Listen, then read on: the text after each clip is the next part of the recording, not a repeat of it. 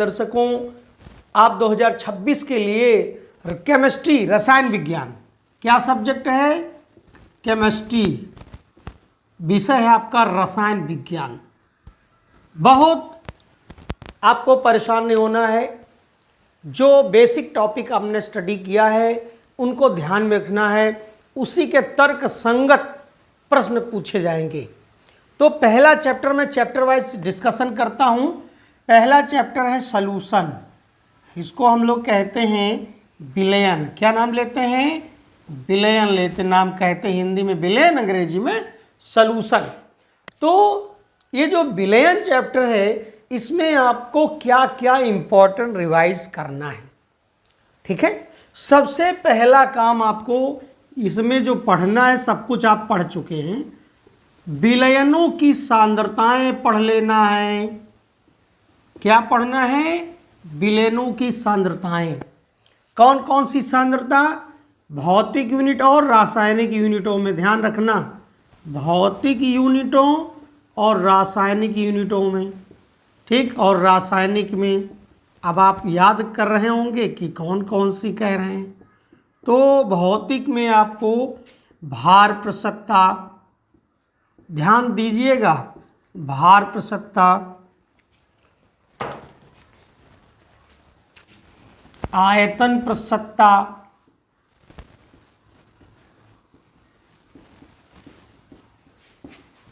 फिर है भार आयतन, प्रतिशतता, ठीक। और 1, 2, 3 और चौथी है पीपीएम में सांद्रता, पीपीएम में सांद्रता।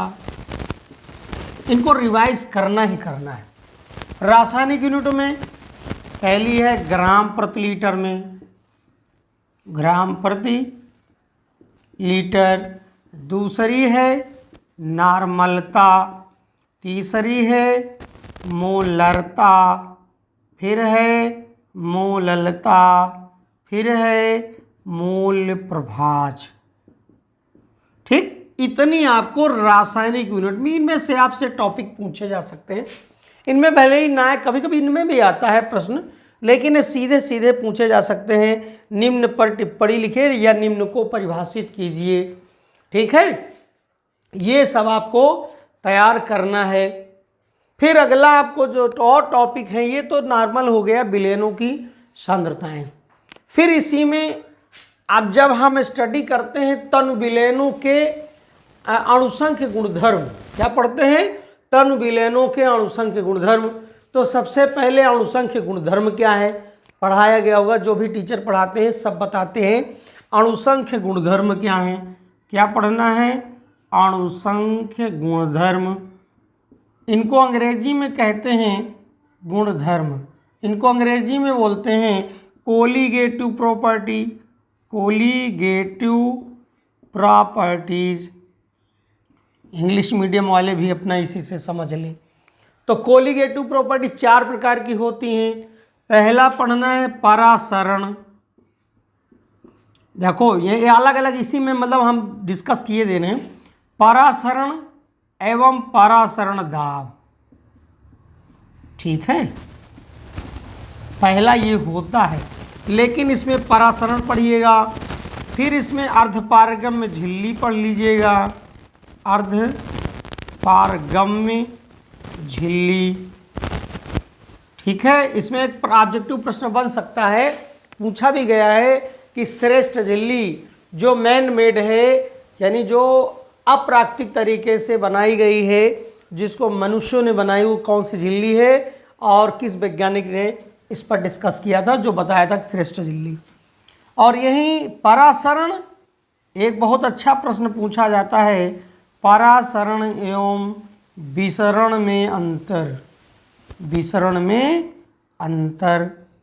फिर परासरण दाब पढ़ लीजिएगा, ठीक है। फिर आपको पढ़ना है क्वथनांक। क्या पढ़ना है? ये रुको, वाष्प दाब पहले पढ़ना है वाष्प दाब एवं वाष्प दाब का अवनमन, वाष्प दाब का अवनमन, अवनमन, ये पढ़ना। वाष्पदाब, वाष्पदाब का अवनमन के बारे में पूछा गया। वाष्पदाब का अवनमन कई बार पूछा गया है। एक यहीं पर टॉपिक छोटा सा आता है, मोलल अवनमन स्थिरांक। क्या पूछा गया है? मोलल अवनमन स्थिरांक। ठीक है, मोलल अवनमन स्थिरांक, ये सब टॉपिक रिवाइज करना है आपको रेगुलर। मैं आज विलयन का बताऊंगा, रासायनिक बलगति बताऊंगा, और एक टॉपिक, एक चैप्टर अभी मैं मॉर्निंग दूसरा पार्ट इसका दे दूंगा, तो उस टॉपिक उस पार्ट में आपको काफ़ी इंपॉर्टेंट मिलेगा। अभी आज रात में इतना रिवाइज करिए आप। मोलल अवनमन स्थिरांक। फिर आपको इसी आज ही तुमको पढ़ना है अभी आज, क्वथनांक का उन्नयन। क्वथनांक का, क्वथनांक एवं क्वथनांक का उन्नयन, क्वथनांक एवं क्वथनांक का उन्नयन, क्वथनांक का उन्नयन पढ़ना है बच्चा। यहाँ पढ़ना है उन्नयन पढ़ना, मोलल उन्नयन स्थिरांक। इसी तरह एक टॉपिक यहाँ मिलेगा, मोलल उन्नयन, वहाँ अवनमन था, यहाँ उन्नयन स्थिरांक। ये आपको यहाँ पढ़ लेना है, ठीक है। और दो टॉपिक और इसके बच्चे हैं, मैं यहाँ लिख रहा हूँ, और भी देख लीजिए। ऐसे इधर यहीं देखिए, आपको पढ़ना है। कै हो गए? एक कोलिगेटिव प्रॉपर्टी, ठीक, ये दो कोलिगेटिव प्रॉपर्टी, तीन कोलिगेटिव प्रॉपर्टी। चौथी पढ़ना हिमांक एवं हिमांक में अवनमन, एवं हिमांक में अवनमन, ये आपको पढ़ना है, ठीक है। तो ये सारे टॉपिक आपको यहाँ पढ़ना है। एक टॉपिक और आपका छूट रहा, जहाँ परासरण पूछा गया है वहीं एक प्रश्न और आता है, पूछा जाता है प्रतिपरासरण किसे कहते हैं? प्रतिपरासरण, एंटीऑस्मोसिस क्या है, ये पूछा गया है, ठीक है। प्रतिपरासरण किसे कहते हैं, भी टॉपिक पूछा गया टॉपिक है, इंपॉर्टेंट टॉपिक है।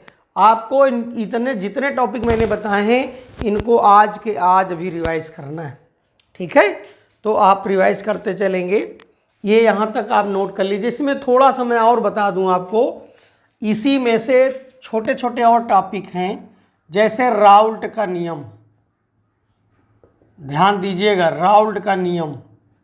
अगला नेक्स्ट टॉपिक आप ये बहुत इंपॉर्टेंट है, राउल्ट का नियम, ठीक है।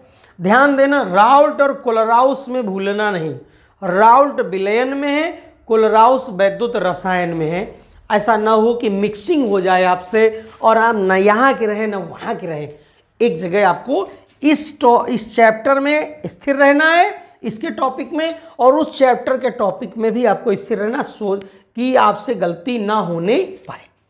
तो राउल्ट का नियम पढ़ना है, ठीक है। और यही एक पूछा जाता है, परासरणी गुणांक किसे कहते हैं? परासरणी गुणांक, है ना। फिर एक क्वेश्चन आता है, यहां आता है हेनरी का नियम, हेनरी का नियम, ठीक है। द्रव में गैसों की विलेयता।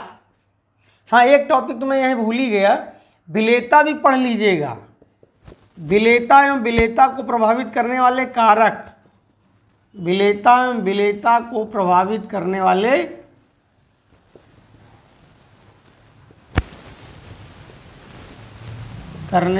कारक, ये जरा पलट लीजिएगा, आपके सिलेबस में है, और ये भी कई बार प्रश्न पूछा गया है कि जो है विलेयता एवं विलेयता को प्रभावित करने वाले किन्हीं दो कारकों को समझाइए, ठीक है। गैसों की द्रव में विलेयता, गैसों की द्रवों में विलेयता, ये हेनरी के नियम से सब कुछ जुड़ा हुआ है। अब मैं और छोटे टॉपिक बता दूं, ये कई बहुत बार पूछा गया है, समदाबी विलयन, समदाबी विलयन, समपरासारी विलयन,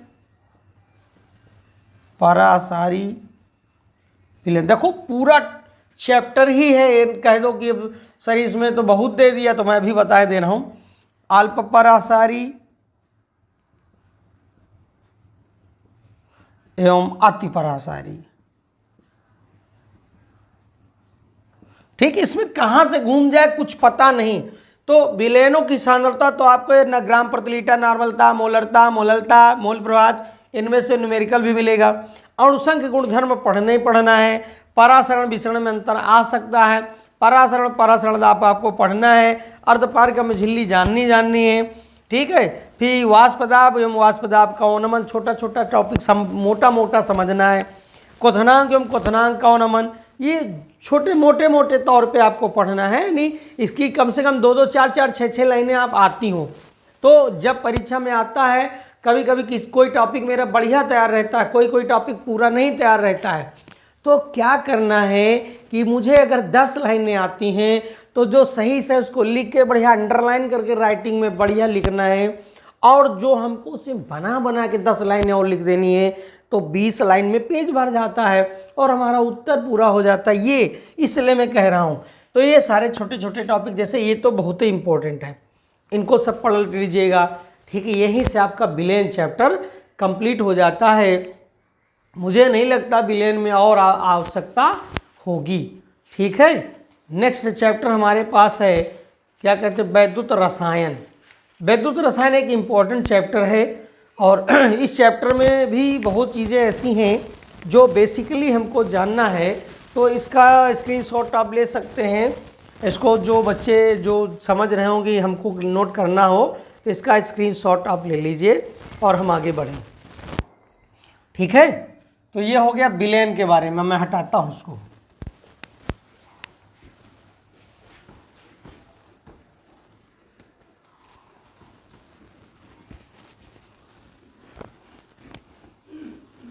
अब नेक्स्ट चैप्टर हमारे पास है वैद्युत रसायन।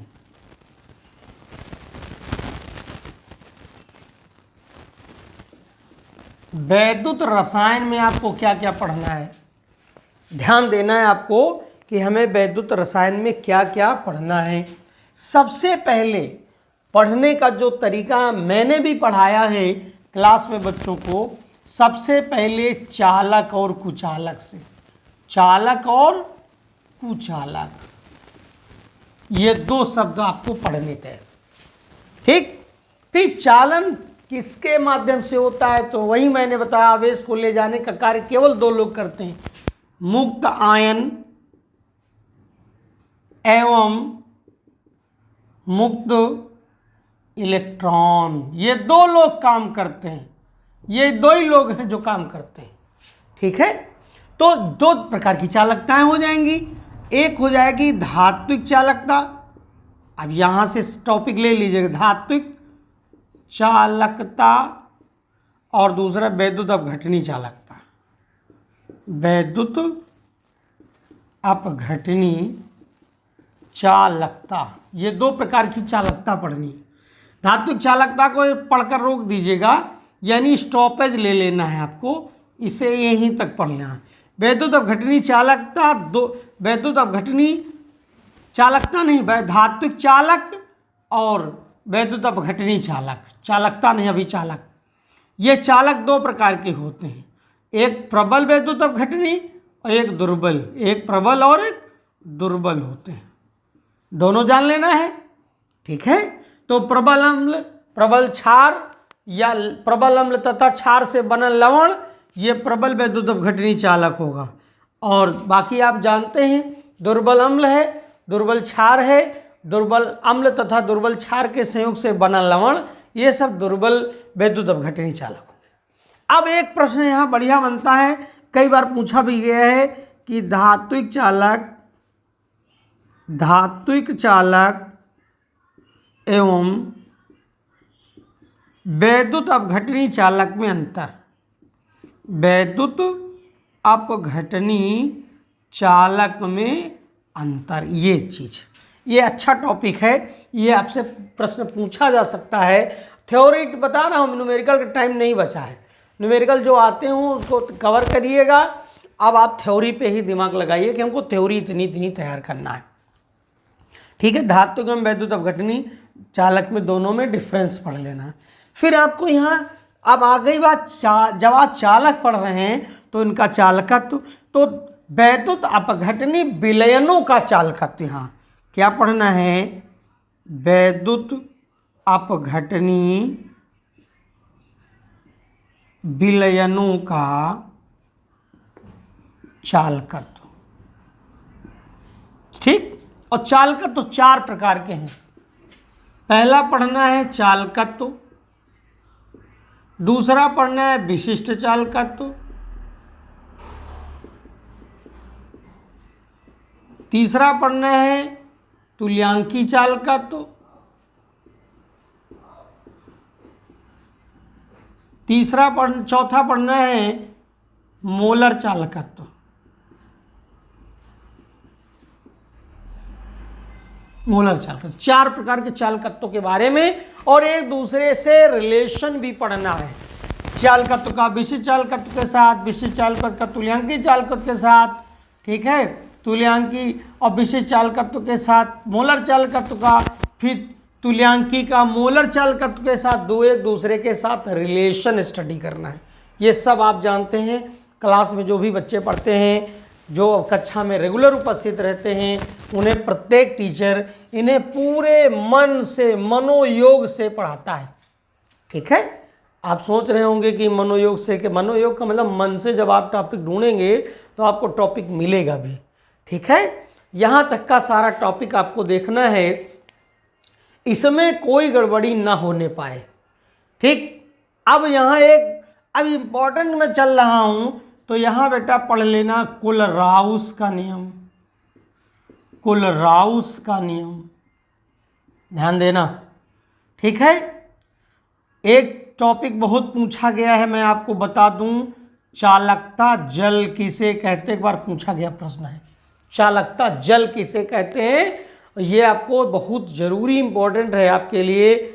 फिर आपको थोड़ा सा और आगे बढ़ना है, फिर आपको विद्युत रासायनिक श्रेणी पढ़नी है, ठीक है, ये कई बार पूछी गई श्रेणी। एक और, विद्युत वाहक बल किसे कहते हैं, विद्युत वाहक बल किसे कहते हैं, यह टॉपिक बहुत इंपॉर्टेंट पूछा गया है। सेल एवं सेल विभव से क्या समझते हो, सेल एवं सेल विभव, सेल विभव से क्या समझते हो, ठीक है। हम आपको बता दें, यहीं पे आपने पहले आपको क्लास बढ़ाया गया होगा इलेक्ट्रोड एवं इलेक्ट्रोड विभव, इनका छोड़ दो, सेल विभव बड़ी बात हो गया, आपका याद होने इलेक्ट्रोड में इलेक्ट्रोड विभव, ये प्रश्न सबसे ज़्यादा पूछा गया है। एक और प्रश्न पूछा गया, वैद्युत अपघटन किसे कहते हैं, वैद्युत अपघटन, ये सब क्वेश्चन बैंक में। और एक बात मैं बहुत अच्छी बता दूं, क्वेश्चन बैंक में 21 से लेकर अब तक 2025 तक जो भी सवाल आए हैं उन्हें आप लगातार रिवाइज करिएगा। बाद देख लेना 21, 22, 23, 24, 25 जो भी आए हैं, ठीक है, वो सब 24 वाले तो 26 में रिवाइज करेंगे ही, 22, 23, 24, 22, 23, 24 वाले 26 में रिवाइज होंगे। वैद्युत अपघटन किसे कहते हैं, फिर आपको सेल पढ़ना, सेल किसे कहते हैं, सेल के प्रकार, सेल एवं सेल के प्रकार, सेल के प्रकार पढ़ना, ये जान लेना, सेल एवं सेल के प्रकार। अब एक पढ़ लेना उसमें डेनियल सेल पढ़ लेना, और एक वो पढ़ लेना, क्या कहते हैं उसको, बहुत अच्छा, वो सीसा संचायक बैटरी। अच्छा, सेल और बैटरी में अंतर भी जान लीजिएगा, सेल किसे कहते हैं, बैटरी किसे कहते हैं, तो सीसा संचायक, सीसा संचायक बैटरी, सीसा संचायक बैटरी भी आपको पढ़ना है, सीसा संचायक बैटरी के बारे में जानना है, ठीक है। और मुझे लगता है कि इतना पर्याप्त होगा आपको, यहीं से काफ़ी कुछ आपका जो है सॉल्व हो जाएगा। ये मोटे मोटे तौर से इस चैप्टर के बारे में इतना आपको रिवाइज करना है। अब तीसरा चैप्टर है रासायनिक बलगतिकी। आज इनऑर्गेनिक हो जाएगी और मॉर्निंग में आपको मैं कह रहा हूँ ये फिजिकल हो गई है, इनऑर्गेनिक का चैप्टर दे दूंगा और 1-1.5 घंटे बाद कल ही मैं ऑर्गेनिक पे इम्पोर्टेंट लास्ट टाइम में बता दूंगा। तो ये अभी तो फिजिकल चल रही है, अभी इनऑर्गेनिक भी बता देंगे। भौतिकी के 3 चैप्टर हैं और इनऑर्गेनिक के 2 हैं, ठीक है, और 5 चैप्टर आपके ऑर्गेनिक के हैं। तो तीसरा चैप्टर आपके पास है रासायनिक बलगतिकी। क्या है? रासायनिक बलगतिकी। तो सबसे पहले आपको यही जानना है सबसे कि रासायनिक बलगतिकी का मतलब दर, अभिक्रिया एवं अभिक्रिया की दर। तो सबसे पहले अभिक्रिया की दर या अभिक्रिया का वेग सबसे पहले जानना है। अभिक्रिया की दर, अभिक्रिया की दर या वेग, या वेग, ठीक है। पूछा गया है अभिक्रिया की दर या वेग से क्या समझते हो, अभिक्रिया की दर या वेग से क्या समझते हो। हम आपको यहीं पे बढ़िया बता दें। जो अभिक्रिया की दर या वेग बोलते हैं बेटा, ये असल में औसत वेग या औसत दर होती है, ठीक है। और यहीं पे दूसरा प्रश्न पूछा गया है, तात्क्षणिक वेग, तात्क्षणिक वेग या तात्क्षणिक औसत वेग या औसत वेग, सीधे तात्क्षणिक वेग या तात्क्षणिक दर, तात्क्षणिक दर किसे कहते हैं। दोनों में अंतर है, दोनों समझ लीजिएगा। पढ़ाते समय बहुत अच्छी तरीके से बताया गया है। अब इसी में औसत दर जो पूछा गया, औसत वेग या औसत दर यानी अभिक्रिया की दर, अभिक्रिया का वेग, उसी में तथा वेग को प्रभावित करने वाले कारक, वेग को चाहे दर, दर को प्रभावित करने वाले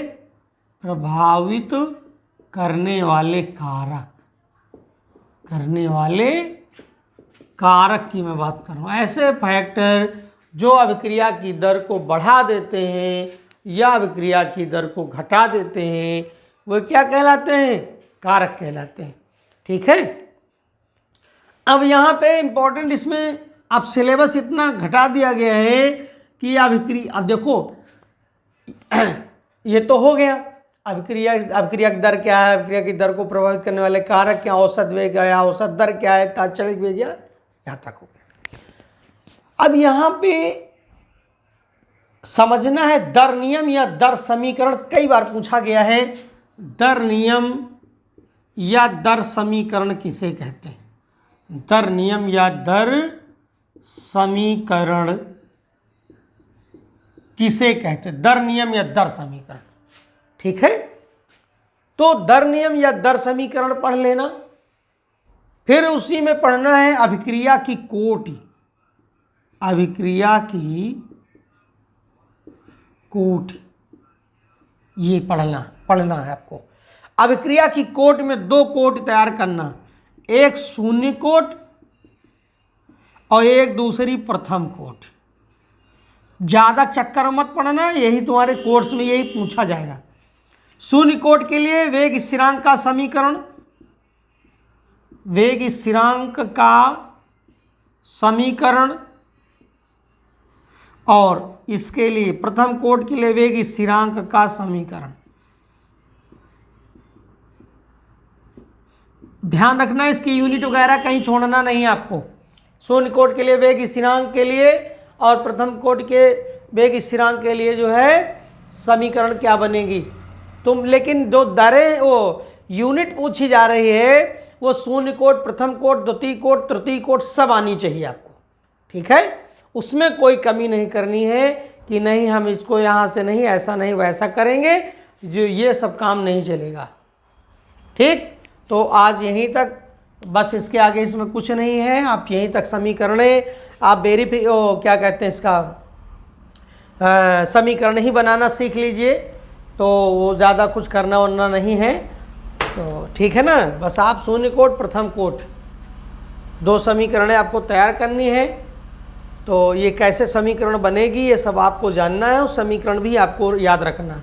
आपको मालूम है होगी ये वाली, बच्चे भूल जाते k बराबर एक्स बाई टी और ये k बराबर 2/2.303 upon t into log a upon a minus x. ठीक है ना, यही है आपकी समीकरण। k बराबर 2.303 upon t into log a upon a minus x. एक समीकरण यहाँ और बन जाती है, क्या बन जाती है, k is equal to 0.693 upon T. ठीक है ना, तो ये टी हाफ हो जाएगा, ये चूंकि अब आधा हो गया, टी हाफ हो गया, तो यहाँ समीकरण में जाएगी T half is equal to 0.693 upon K. चाहे ऐसे बनाओ चाहे जैसे बनाओ।